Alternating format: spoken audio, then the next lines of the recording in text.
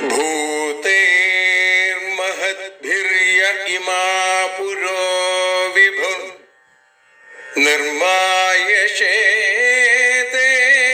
यदमूषु पूरुष भुङ्क्ते गुणान् षोडश षोडशात्मका सोऽलं कृषीष्ट भगवान् वचांसि मे।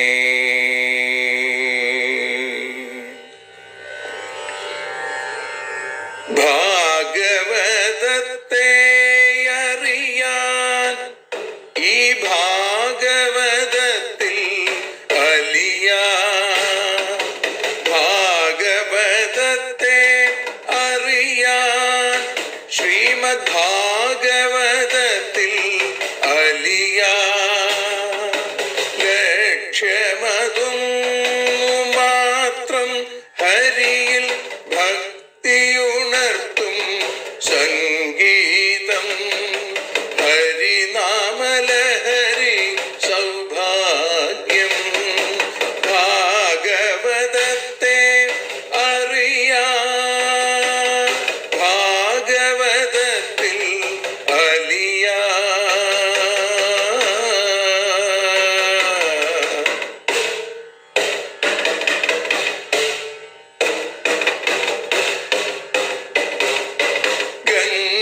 ഗംഗാപതിയുടെ പുത്രൻ സുന്ദര ഗണനായകനോ തുണ ചെയ്യൂ. ഗംഗാപതിയുടെ പുത്രൻ സുന്ദര ഗണനായകനോ തുണ ചെയ്യൂ. വീണയിൽ സംഗീത സാഗരം തീർക്കുന്ന വാണീദേവിയും കാക്കേണേ എന്നിൽ ഭാഗവത കഥ നിറയേണേ.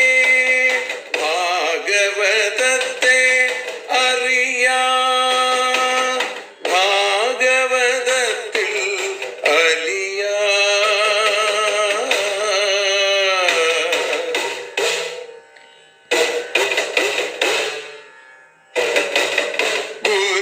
ഗുരുവായൂരിൽ നിത്യം നിറയുക ഗുരുവായൂരിലെ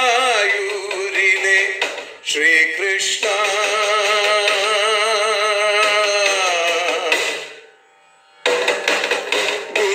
ഗുരുവായൂരിൽ നിത്യം നിറയുക ഗുരുവായൂരിലെ ശ്രീകൃഷ്ണ.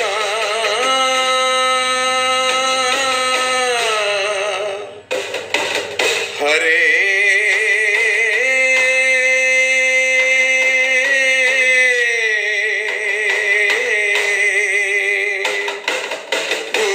ഗുരുവായൂരിൽ നിത്യം നിറയുക ഗുരുവായൂരിലെ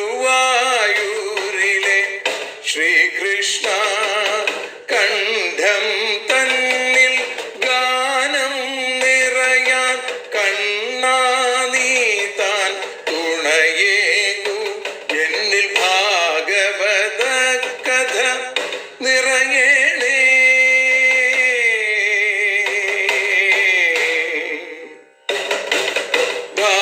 ഭാഗവതത്തെ അറിയാൻ ഭാഗവതത്തിൽ അലിയാൻ.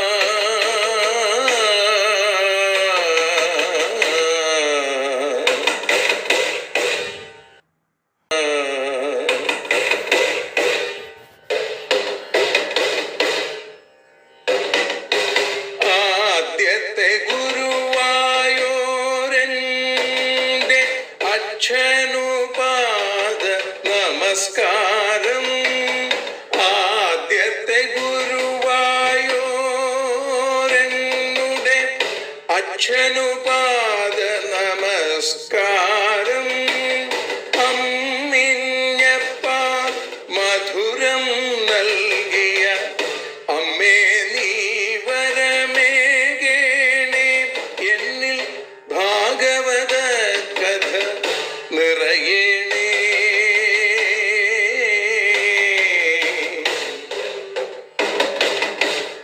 ഭാഗവതത്തെ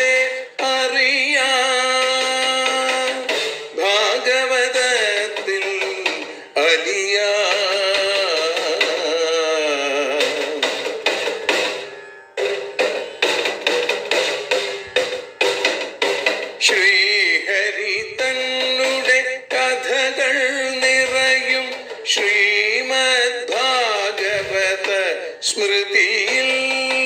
ശ്രീഹരി തന്നുടെ കഥകൾ നിറയും ശ്രീമദ് ഭാഗവത സ്മൃതിയിൽ. ശ്രീകൃഷ്ണാനിൻ കീർത്തനമലരുകൾ ശ്രീപാദത്തിൽ അർച്ചിക്കാം. എന്നിൽ ഭാഗവത കഥ നിറയണേ.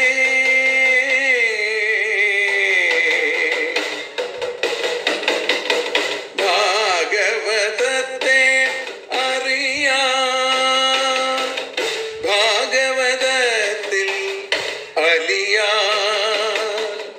ലക്ഷ്യമതൊന്നു മാത്രം ഹരിയിൽ ലഹരിയുണർത്തും സംഗീതം. ഭക്തിയുണർത്തും സാഫല്യം, ഭക്തിയുണർത്തും സൗഭാഗ്യം. ഭാഗവതത്തെ അറിയാം,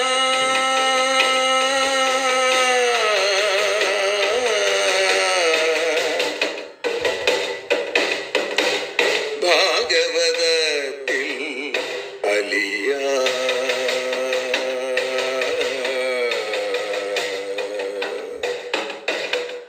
ഭാഗവതത്തിൽ അലിയാൻ.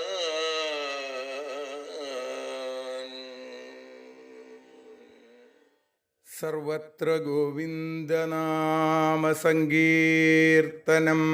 ഗോവിന്ദ ഗോവിന്ദ. കൃഷ്ണായ വാസുദേവായ ഹരയേ പരമാത്മനേ പ്രണതക്ലേശനാശായ ഗോവിന്ദായ നമോ നമഃ. ശ്രീ ഗുരുവായൂരപ്പാ ശരണം. ശ്രീകൃഷ്ണ ഭഗവാന്റെ ഭാഗവത സ്വരൂപയുടെ അനൽപമായ കരുണ കൊണ്ട്, കാരുണ്യം കൊണ്ട് ശ്രീമദ് ഭാഗവതം അറിയാൻ എന്ന അക്ഷരപൂജ ഇന്ന് 663 ദിവസം, ദശമസ്കന്ധത്തിലെ 69 അധ്യായത്തിൽ 9 ശ്ലോകം മുതലാണ് നമ്മൾ ഇന്ന് അനുസ്മരിക്കുന്നത്. ദേവർഷിയായ നാരദ മഹർഷി ദ്വാരകയിൽ എത്തിച്ചേർന്നു. ശ്രീകൃഷ്ണ ഭഗവാന്റെ ഗൃഹസ്ഥാശ്രമ ലീലകൾ കാണണം എന്ന ആഗ്രഹത്തോടു കൂടിയാണ് നാരദ മഹർഷി ദ്വാരകയിലേക്ക് പ്രവേശിച്ചത് എന്നും പറയുന്നു. വിവേശൈകതമം ശൗരേ പത്നീനാം ഭവനം മഹത്. വിവേശ അവിടേക്ക് കടന്നു വന്നു. വിഷ്ടബ്ധം വിദ്രുമസ്തംഭൈർവൈദൂര്യഫലകോത്തമൈ ഇന്ദ്രനീലമയൈ കുഡ്യേർജഗത്യാചാഹതത്യുഷാ. വിദ്രുമസ്തംഭൈ പവിഴങ്ങൾ കൊണ്ടുള്ള തൂണുകൾ, വൈദൂര്യഫലകോത്തമൈ വൈഡൂര്യം കൊണ്ടുള്ള ഉത്തരങ്ങൾ, ഇന്ദ്രനീലമയി ഇന്ദ്രനീലങ്ങൾ കൊണ്ടുള്ള ചുമരുകൾ, കുഡ്യൈ അഹതത്യുഷ നശിക്കാത്ത കാന്തിയോടുകൂടിയ, ജഗത്യാച നിലം, വിഷ്ടബ്ധം അങ്ങനെയുള്ളതാണ് ഈ ഓരോ പത്നിമാരുടെ കൊട്ടാരങ്ങളിൽ നിന്നാണ്. അന്തഃപുരത്തിലെ തൂണുകൾ പവിഴം കൊണ്ട്, ഉത്തരങ്ങൾ വൈഡൂര്യം, ചുമരുകൾ ഇന്ദ്രനീലക്കല്ല്, നിലം വളരെ തിളക്കമുള്ള കാന്തിയോടുകൂടിയത്. ഇങ്ങനെ അതിഗംഭീരമായ നശിക്കാത്ത അഹതത്യുഷ നശിക്കാത്ത കാന്തിയോടുകൂടിയ നിലം ഒക്കെ തുടച്ച് വൃത്തിയാക്കി ഇട്ടിരിക്കുന്നു.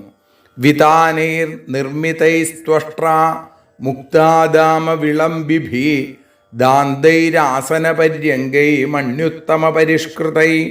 ത്വഷ്ട്ര വിശ്വകർമാവിനാൽ നിർമ്മിക്കപ്പെട്ട മുക്താദാമ വിളംബിഭി മുത്തുമാലകൾ ഇഴഞ്ഞുകിടക്കുന്ന വിതാനൈ വിതാനങ്ങൾ, ദാന്തൈ ആനക്കൊമ്പ് കൊണ്ട്, ദന്തങ്ങൾ കൊണ്ട് ഉണ്ടാക്കിയിട്ടുള്ള, മണ്യുത്തമ പരിഷ്കൃതൈ ശ്രേഷ്ഠമായ രത്നങ്ങളാൽ അലങ്കരിക്കപ്പെട്ട, ആസനപര്യങ്കൈ സിംഹാസനങ്ങളും പര്യങ്കങ്ങളും ശയനത്തിനുള്ള കട്ടിലുകൾ അതൊക്കെ അലങ്കരിച്ചിരിക്കുന്നു. മേലാപ്പുകളിൽ കെട്ടി അലങ്കരിച്ചിട്ടുള്ള മുത്തുമാലകൾ അതിൽ നിന്ന് താഴേക്ക് ഇങ്ങനെ തൂങ്ങിക്കിടക്കുന്നു. ഇരിക്കാനും കിടക്കാനുമൊക്കെ ഉള്ളതൊക്കെ ആനക്കൊമ്പ് കൊണ്ട് ദന്തൈ, ആ ദാന്തൈ ദന്തങ്ങൾ കൊണ്ട്, ആനക്കൊമ്പ് കൊണ്ട് ഉണ്ടാക്കിയതാണ്. ഇങ്ങനെ ആ വിശ്വകർമാവിൻ്റെ ശില്പ നൈപുണ്യം എല്ലായിടത്തും കാണാം. അക്കാലത്തെ ധനസമൃദ്ധി, ശില്പങ്ങളിലെ വൈചിത്ര്യം, അതിൻ്റെ ആ സൗന്ദര്യം, ഇതൊക്കെ ഇവിടെ വേദവ്യാസൻ ഭംഗിയായി വർണ്ണിച്ചിരിക്കുന്നു. പിന്നെ ദാസീഭിർ നിഷ്കകണ്ഠീഭി, നിഷ്കകണ്ഠീഭി, നിഷ്കം നമ്മൾ നേരത്തെ പറഞ്ഞു, അത് പതക്കമാണ്. പതക്കങ്ങൾ, കണ്ഠത്തിൽ കഴുത്തിൽ പതക്കം ധരിച്ചിട്ടുള്ള ദാസികൾ. സുവാസോഭി, ശ്രേഷ്ഠമായ വസ്ത്രങ്ങൾ. അതേപോലെ സകഞ്ചുകോഷ്ണീഷ സുവസ്ത്രമണികുണ്ടലൈ, ആ ഉടുപ്പ്, തലക്കെട്ട്, അതേപോലെ വിശേഷമായിട്ടുള്ള വസ്ത്രങ്ങൾ, രത്നകുണ്ടലങ്ങൾ, ഇതോടുകൂടിയ പുരുഷന്മാർ. അങ്ങനെ ദാസന്മാരും ദാസിമാർ പോലും അതീവ ശ്രേഷ്ഠരായി, സ്വർണ്ണാഭരണഭൂഷിതകളായി, സർവാഭരണഭൂഷിതകളായി, വിശേഷമായിട്ടുള്ള വസ്ത്രങ്ങൾ ധരിച്ചവരൊക്കെ ആയിട്ട് അവിടെ കണ്ടു. പിന്നെ രത്നപ്രദീപ നികരദ്യുതിഭിർനിരസ്തധ്വാന്തം വിചിത്രവളഭീഷു ശിഖണ്ഡിനോങ്ക നൃത്യന്തി എത്ര വിഹിത ഗരുധൂപമക്ഷൈർനിര്യാന്തമീക്ഷ്യഘനബുദ്ധയ ഉന്നദന്ത. രത്നപ്രദീപ നികരദ്യുതിഭി, രത്നപ്രദീപങ്ങൾ, രത്നങ്ങൾ കൊണ്ടുള്ള വിളക്കുകൾ, അതിൻ്റെ സമൂഹം നിരവധി, അതിൻ്റെ കാന്തി, നിരസ്തധ്വാന്തം, നിരസിക്കപ്പെട്ട ഇരുട്ട്. ഈ വിളക്കുകളൊക്കെ തെളിഞ്ഞപ്പോൾ ഒരിടത്തു പോലും ഇരുട്ട് ഇല്ലാതെയായി. അതേപോലെ തന്നെ അംഗ പരീക്ഷത്തെ എത്ര വിചിത്രവളഭീഷു, വിചിത്രമായിട്ടുള്ള ആ സ്ഥലങ്ങളിൽ ശിഖണ്ഡിന, മയിലുകൾ, അക്ഷയ്, ജനലുകൾ കൂടി പുറത്തേക്ക് വരുന്ന വിഹിത അഗുരുധൂപം, പുകയ്ക്കപ്പെട്ട ആ കുങ്കല്യധൂമം ഒക്കെ കണ്ടിട്ട് ഘനബുദ്ധയ, നീലമേഘം എന്ന് വിചാരിച്ച് ഉന്നദന്ത, ഉച്ചത്തിൽ ശബ്ദിക്കണു, നൃത്യന്തി, അവർ നൃത്തം വയ്ക്കുകയും ചെയ്യണു. കാരണം മനോഹരമായ മണിവിളക്കുകൾ നിരനിരയായി കത്തുന്നു. അതുകൊണ്ട് ഒരു സ്ഥലത്ത് പോലും അന്ധകാരമില്ല. മയിലുകൾ ഈ കുങ്കല്യപ്പുക ജനലുകൾ കൂടി പുറത്തേക്ക് വരണ കണ്ടപ്പോൾ അത് നീലമേഘങ്ങളാണ് എന്ന് തോന്നിയവർക്ക്. മേഘങ്ങളെ കണ്ടു കഴിഞ്ഞാൽ മയിൽ എന്തു ചെയ്യും? ഉറക്കെ ആ കേകാരവം, ഉറക്കെ ശബ്ദം ഉണ്ടാക്കും. അതേപോലെ അവർ നൃത്തം വയ്ക്കും, പീലി വിടർത്തി ആടിക്കളിച്ചു കൊണ്ടിരിക്കുന്നു. തസ്മിൻ സമാന ഗുണരൂപ വയസ്സു വേഷദാസീ സഹസ്രയുതയാനുസവം ഗൃഹിണ്യ വിപ്രോ ദദർശ ചമരവ്യജനേന രുക്മദണ്ഡേന സാത്വതപതിം പരിവീജയന്ത്യ. തസ്മിൻ സമാന ഗുണരൂപ വയസ്സു വേഷദാസീ സഹസ്രയുതയാ, സമാനം തുല്യമായ ഗുണം, രൂപം, വയസ്സ്, വേഷം, ഇങ്ങനെയുള്ള സഹസ്രദാസി, എത്ര 1000 ദാസികൾ ഉള്ള, അനുസവം എല്ലാ കാലത്തും, രുക്മദണ്ഡേന ചമരവ്യജനേന ആ ശ്രേഷ്ഠമായ സ്വർണ്ണപ്പിടിയുള്ള ചാമരം കൊണ്ട് പരിവീജയന്ത്യ വീശിക്കൊണ്ടിരിക്കുന്ന ഗൃഹിണ്യ പത്നിയോടുകൂടിയ സാത്വതപതിം ആ യാദവശ്രേഷ്ഠനെ ബ്രാഹ്മണൻ കണ്ടു. അവിടെ നാരദൻ കണ്ടു എന്നാണ്. ശ്രീകൃഷ്ണനെ ഭാര്യാസമേതനായി, ഒപ്പം 1000 ദാസിമാര്, ഗുണം കൊണ്ടും ആകൃതി കൊണ്ടും പ്രായം കൊണ്ടും വസ്ത്രാഭരണങ്ങളെ കൊണ്ടും ഒരേപോലെ അതിശ്രേഷ്ഠകളും സുന്ദരികളും ആയിരിക്കുന്ന ദാസിമാർ അവിടെ ഓരോ ഭഗവത് പത്നിമാർക്കുണ്ട്.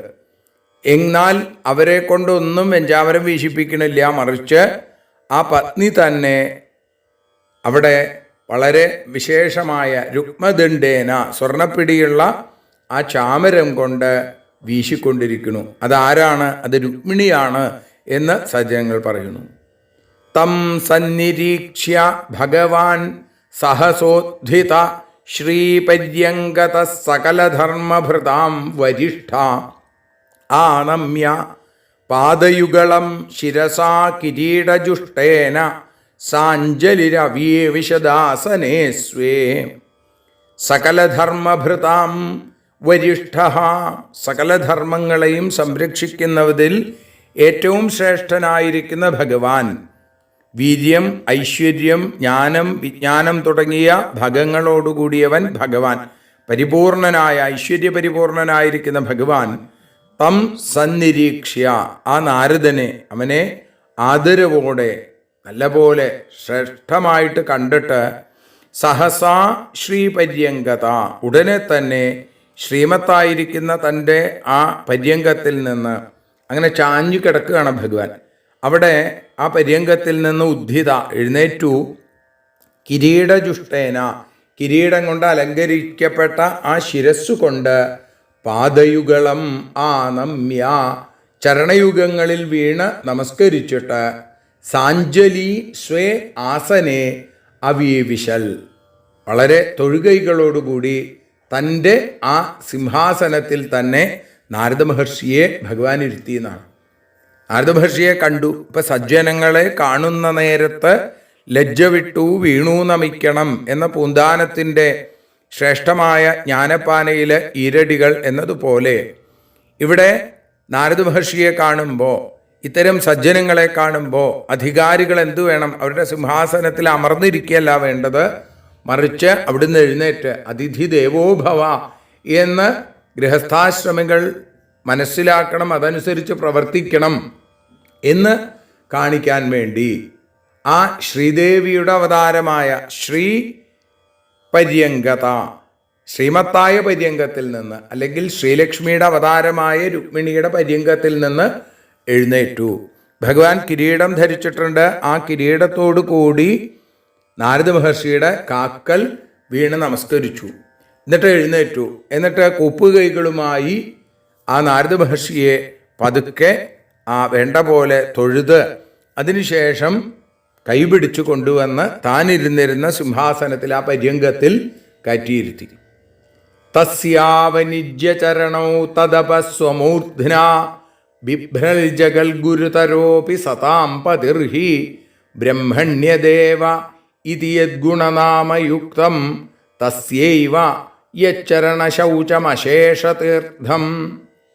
തസ്യ, ആ നാരദൻ്റെ ചരണവും പാദങ്ങളെ അവനിജ്യ കഴുകിയിട്ട്, തദപ, ആ ജലം, ആ പാദതീർത്ഥത്തെ, ജഗദ്ഗുരുതരഹ അപി, ലോകത്തിൽ ഏറ്റവും മാന്യനായ ഗുരു, ലോകത്തിൻ്റെ മുഴുവൻ ഗുരുവാണെങ്കിൽ പോലും, സതാം പതി, സജ്ജനങ്ങളുടെ സത്തുക്കളുടെ ശ്രേഷ്ഠൻ ആയിരിക്കുന്ന ഭഗവാൻ, സ്വമൂർധന, തൻ്റെ ശിരസ്സുകൊണ്ട്, അഭിഭ്രൽ, തൻ്റെ ശിരസ്സിൽ ആ പാദതീർത്ഥത്തെ തളിച്ചു.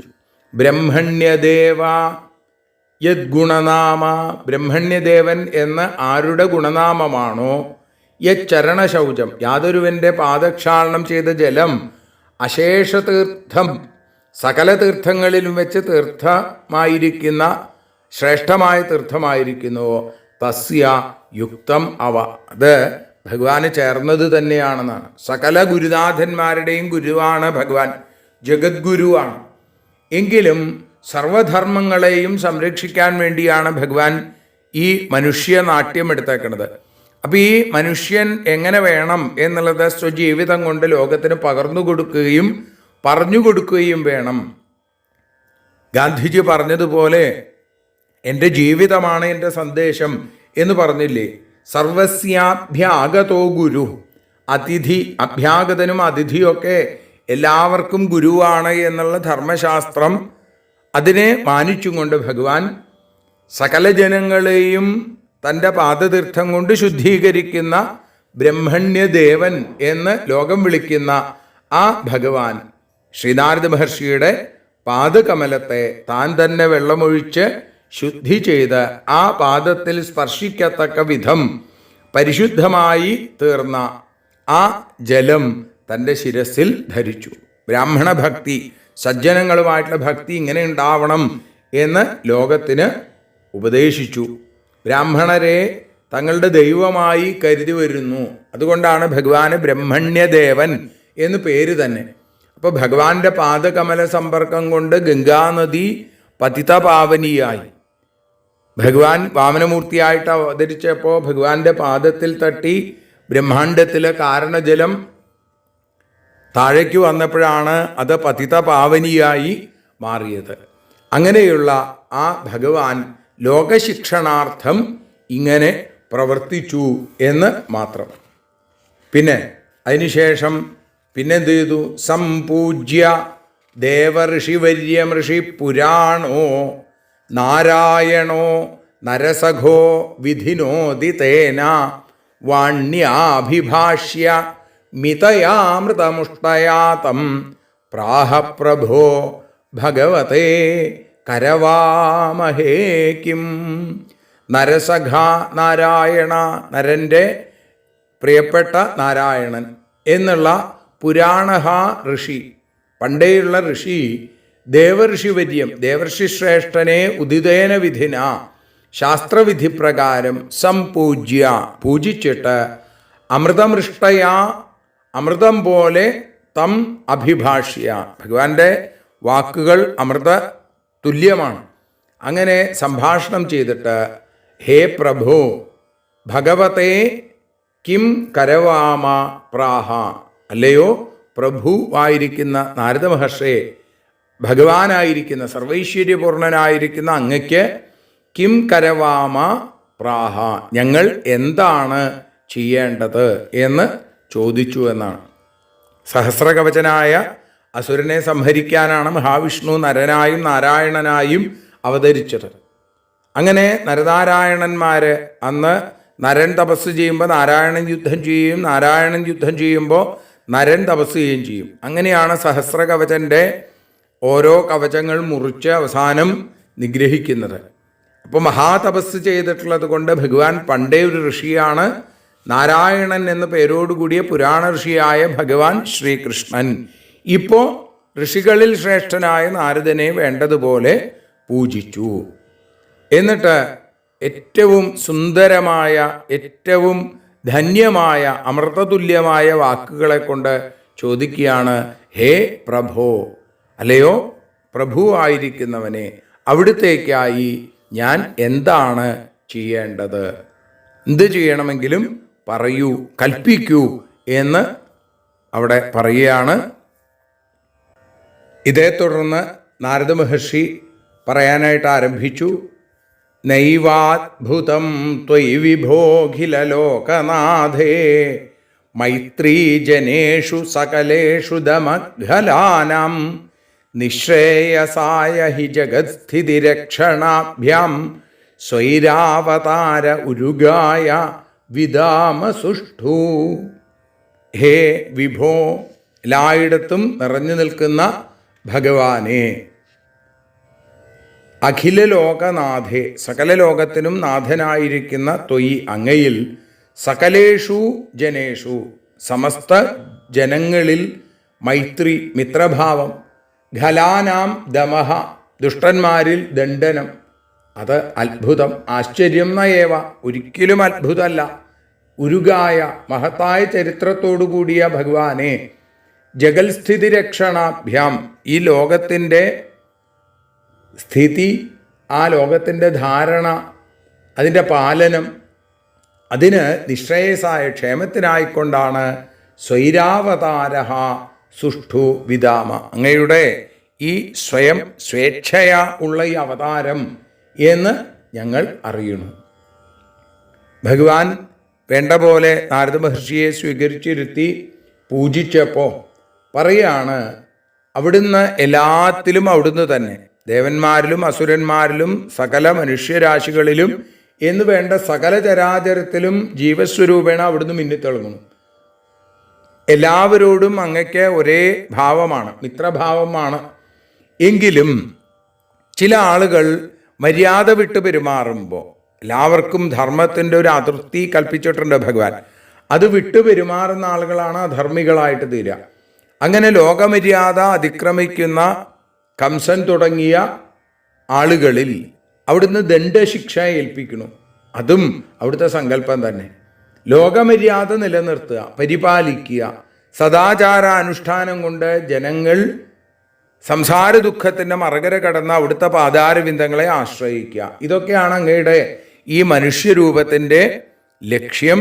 അത് തന്നെയാണ് അവിടുത്തെ ലീലകളുടെ ലക്ഷണമായിട്ടും കാണുന്നത്. അപ്പം അതുകൊണ്ട് അവിടുത്തെ കാരുണ്യത്തിന് പാത്രീഭൂതരായി മാറിയിരിക്കുന്ന, അതനുഭവിക്കാൻ സാധിച്ച അടിയനെ പോലുള്ളവർ ഇത് നല്ല പോലെ അറിയുന്നുണ്ട് ഭഗവാനെ.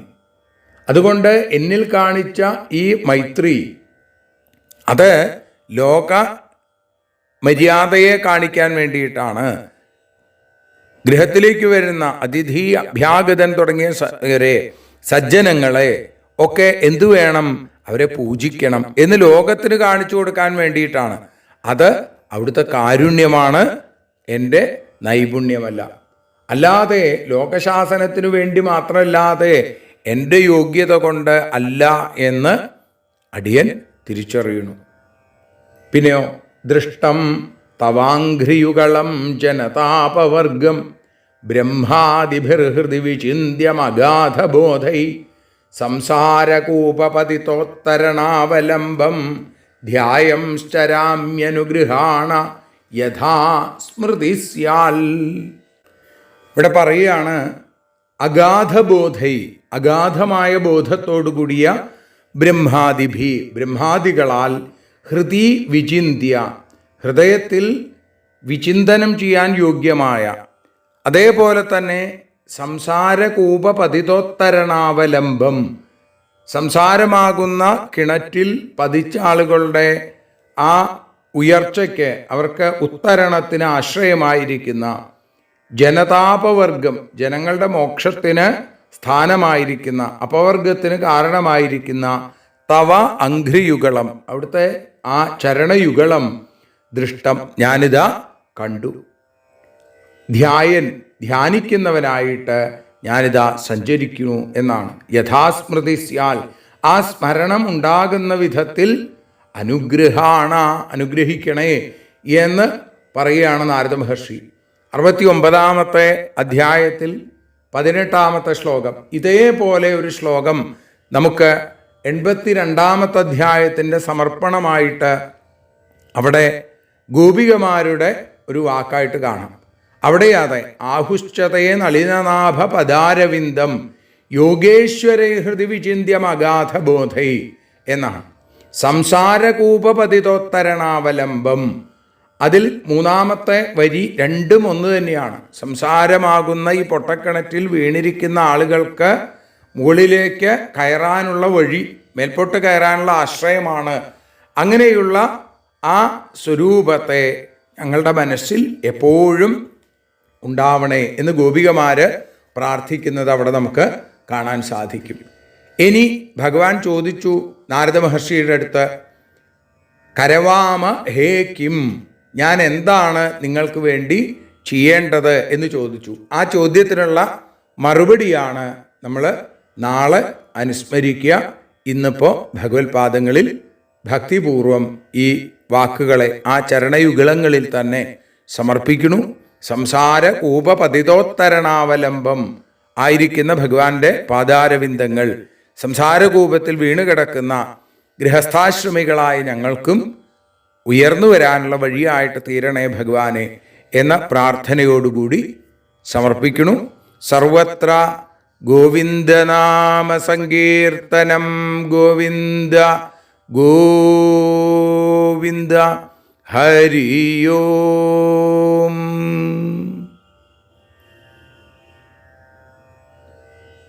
ഭാരതിയൊഴിയുന്നു ഞങ്ങൾ ആരതിയുണ്ടാവാഹരിപാദേ രതിയുണ്ടാകാൻ ആരതിയൊഴിയുന്നു ഞങ്ങൾ ആരതിയുണ്ടാവാ ആഹരിപാദേ രതിയുണ്ടാകാൻ ആരതിയൊഴിയുന്നു ഞങ്ങൾ ആരാധിക്കുന്നു. ശ്രീമദ്ഭാഗവതം പുണ്യം പാവനമാം ഗ്രന്ഥം ശ്രീശുകമാമുനി പാടിയ ഗീതം നൽകുന്നു മുക്തി, സതതം നൽകിയിടും ഭക്തി. പാപികളെന്നാലും നിത്യം രക്ഷിക്കും ഗ്രന്ഥം പരമാനന്ദ സുധാരസമയമി ഹരിലീലാസാരം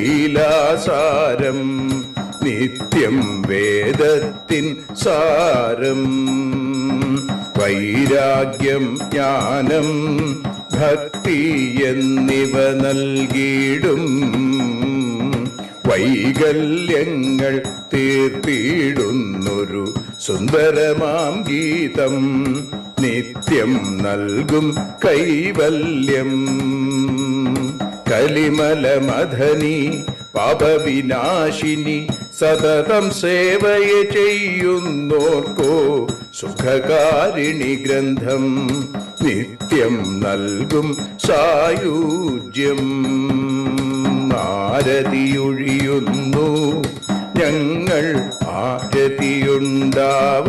ആരതിയുണ്ടാവാൻ ആരതിയൊഴിയുന്നു ഞങ്ങൾ ആരതിയുണ്ടാവാൻ ആഹരിപാദേ രതിയുണ്ടാകാൻ ആരതിയൊഴിയുന്നു ഞങ്ങൾ ആരാധിക്കുന്നു ഞങ്ങൾ ആരതിയൊഴിയുന്നു കണ്ണ ആരാധിക്കുന്നു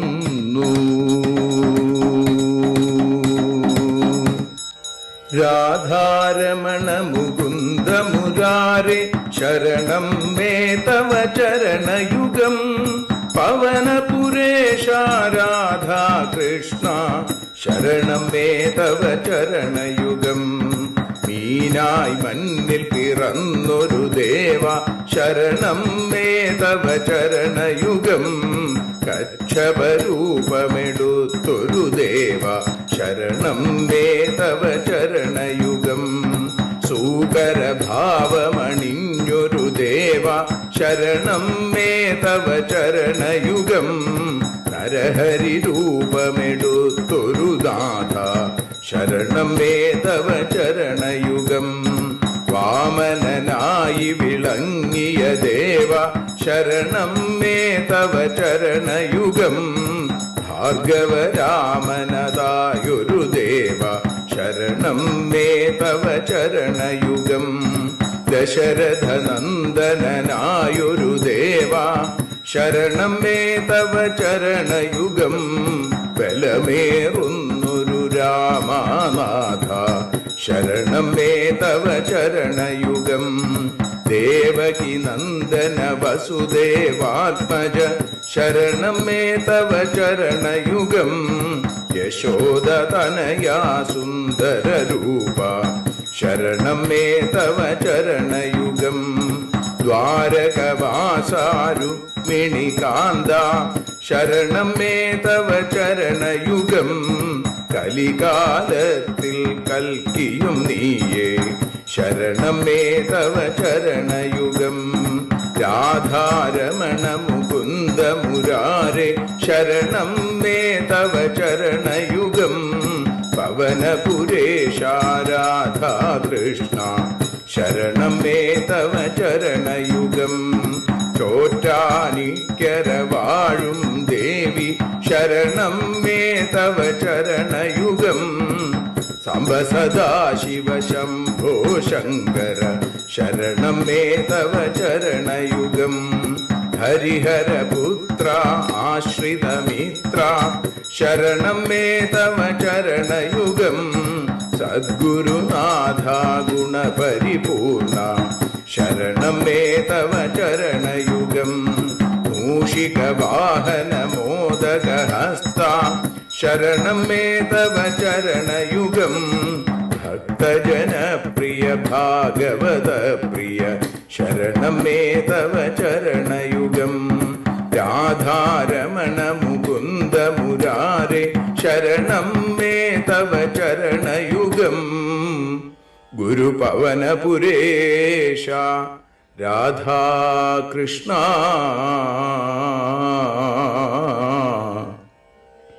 ശരണം മേ തവ ചരണയുഗം